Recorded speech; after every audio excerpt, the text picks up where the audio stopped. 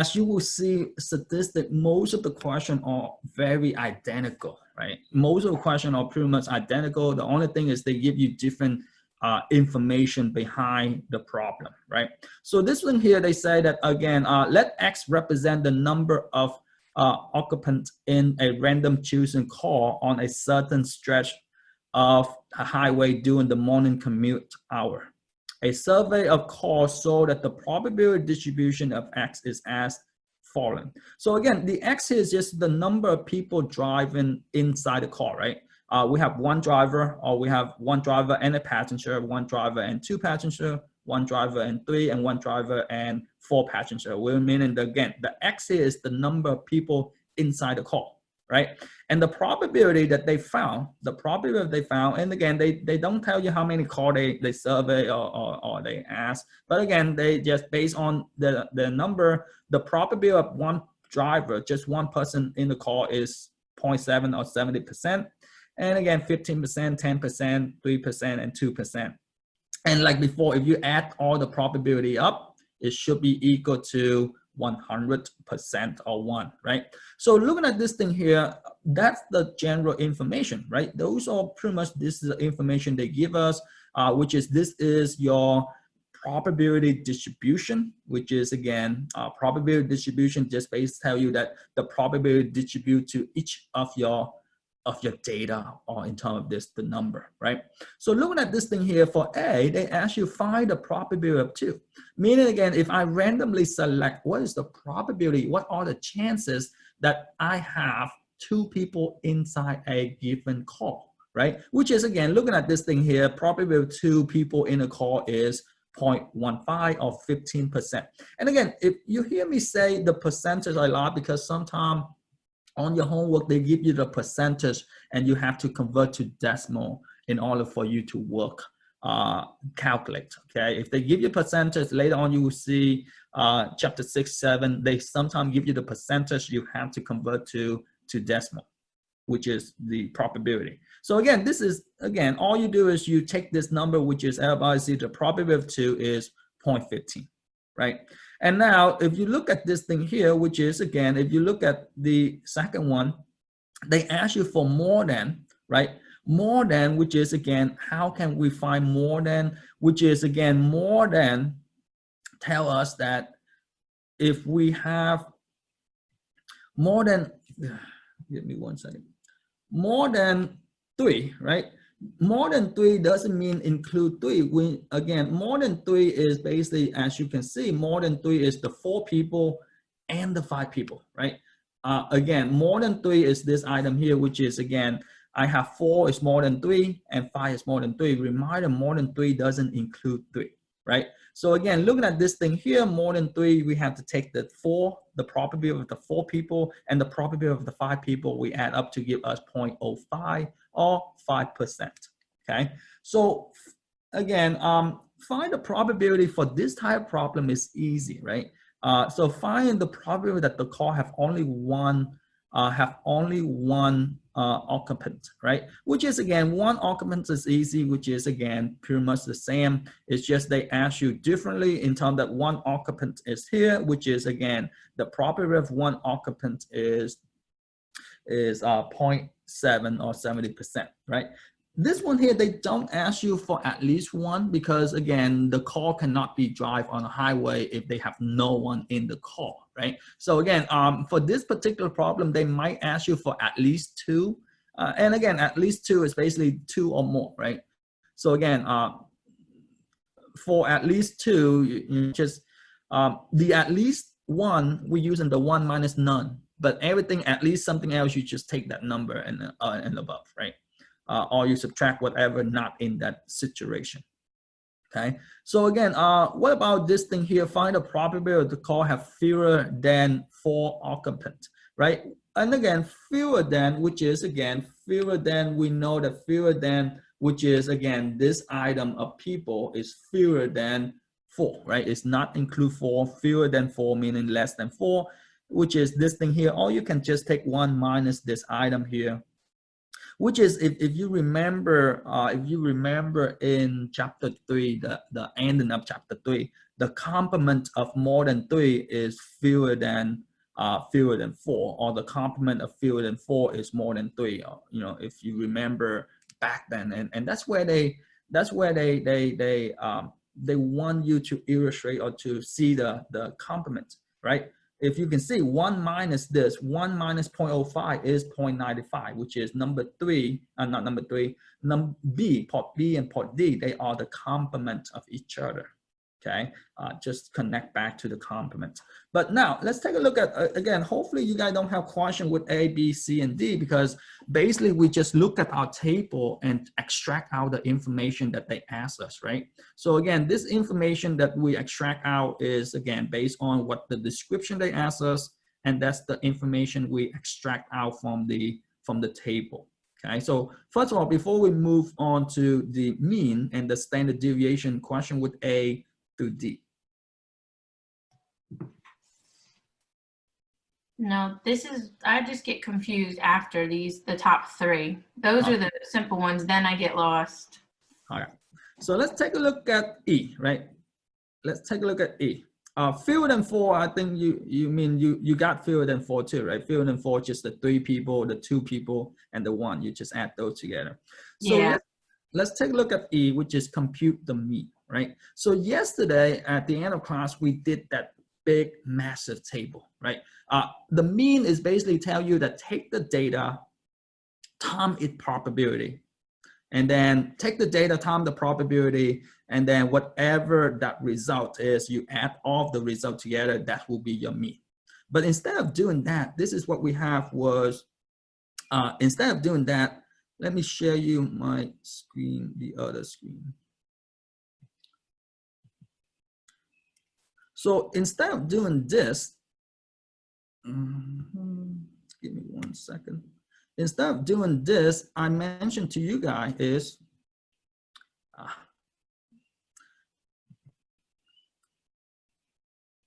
we can use our calculator, right? And again, looking at this thing here, looking at this item here, so if they ask you for the mean, which is, again, they ask you for the mean, then all you need to do is using your calculator, because your calculator can calculate the mean and can calculate the standard deviation, right? So let me see if I can,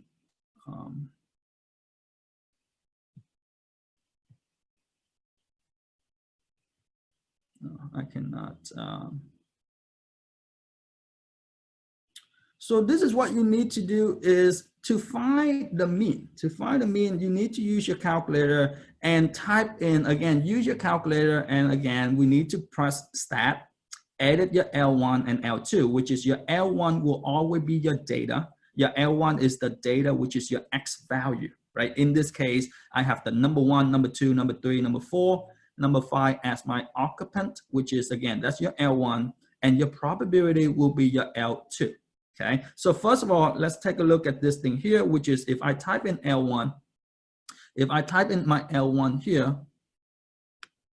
if I type in L1, which is, again, you hit stat and you use an edit, which is number 1, and then you type in again, let me cancel this, not cancel, clear that.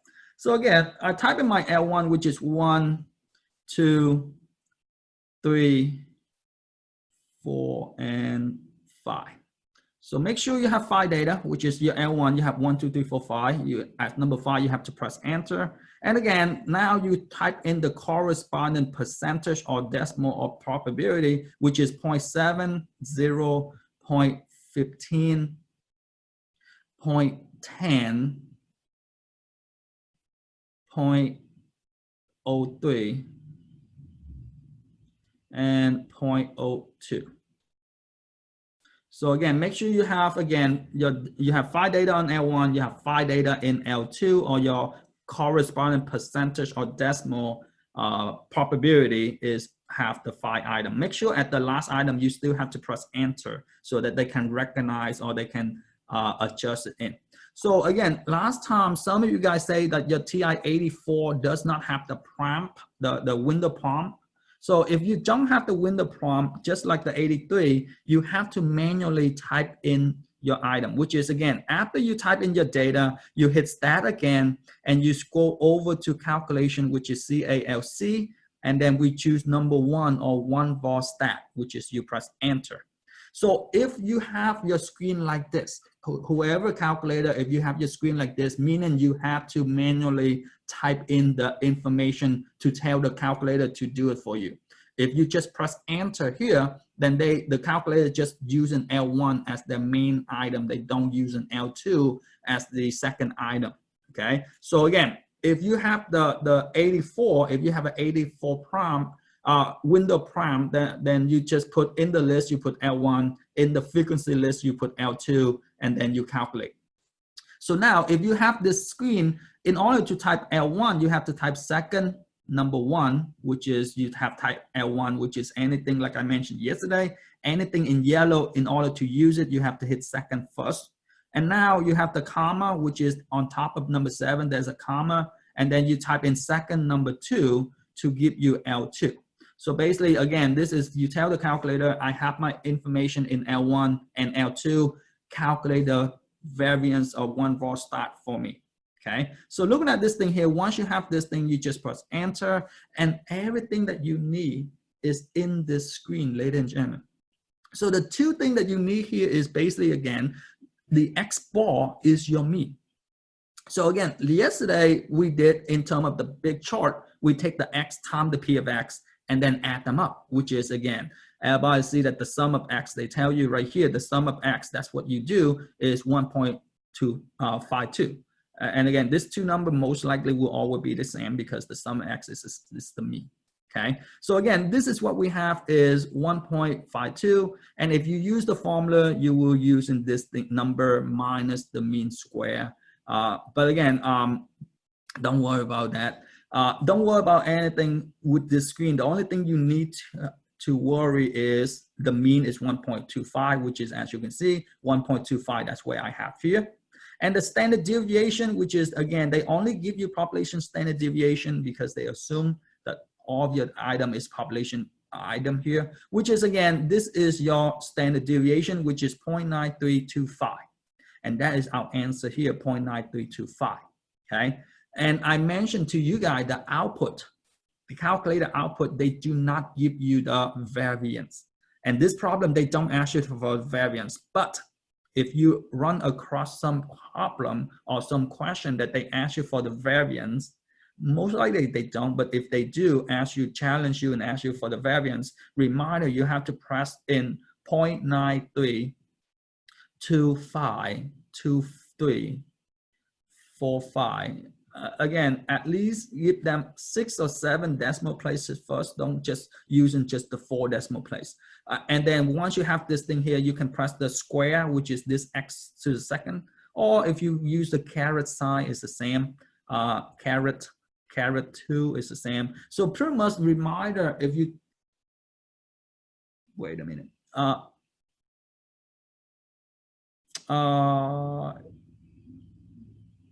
Why is my variance smaller than my standard deviation? 0.93252345 square. Huh.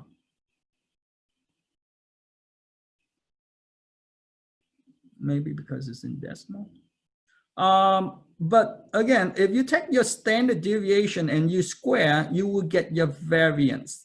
Okay, so again, I think it's in decimal. That's why when you square the decimal, you get a smaller number. I got the same answer. Okay. So did I.